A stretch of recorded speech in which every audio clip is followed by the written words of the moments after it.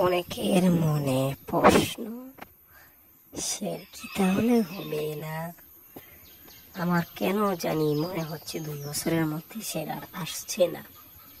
কেননা এই কোরবানি ঈদে শের আসার কথা ছিল, কিন্তু তাণ্ডব যখন রায়হান রাফি যখন শাহিমনে পোস্ট করলেন শেরের শিডিউল বাদ দিয়ে শাকিব খান তাণ্ডবের শিডিউল দিলেন, এর মানে অনন্য মামুনের উপর শাকিব খানের কোনো ভরসা নেই এবং এর জন্য তাকে দানবীয় পরীক্ষা দিতে হবে।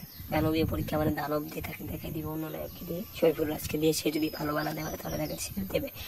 এবং আমি শুনেছিলাম যতটুকু এই পুজোতেই শের আসার কথা ছিল, কিন্তু সঞ্জয় সমাদারকে শাকিব খান দিয়ে দিয়েছিল ডেট।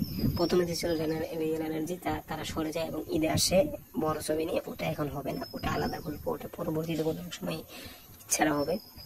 কিন্তু এখন যেটা, ওটা তার থেকে বড় ছবি বরবাদে থেকে।